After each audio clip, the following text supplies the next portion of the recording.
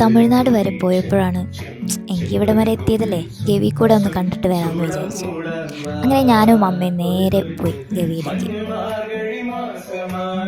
ഇവിടെ എത്തിക്കഴിഞ്ഞപ്പോഴാണ് നമ്മുടെ ഗവൺമെൻറ് ഗവി എത്ര ഭംഗിയായിട്ടാണ് ടേക്ക് കെയർ ചെയ്യുന്നതെന്ന് മനസ്സിലായത്.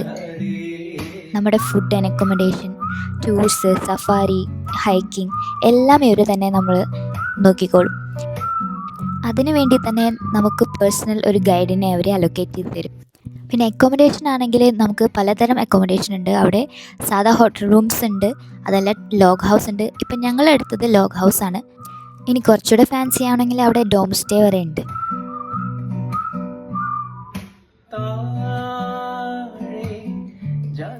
ഗവിയെക്കുറിച്ച് ഒരുപാട് കേട്ടിട്ടുണ്ടെങ്കിലും ഇവിടെ എത്തിയപ്പോഴാണ് അതിൻ്റെ ഭംഗി ശരിക്കും മനസ്സിലായത്.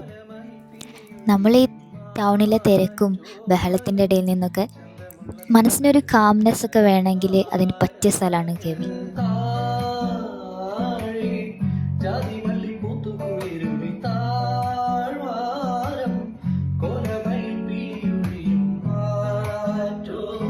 വൈകിട്ട് നമ്മൾ ഇവർ സഫാരിക്ക് കൊണ്ടുപോയി.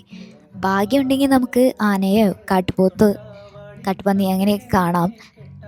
നമ്മൾ പോകുന്നതാണെങ്കിൽ നല്ല ഡെൻസ് ഫോറസ്റ്റിൻ്റെ ഉള്ളിൽ കൂടെയാണ്.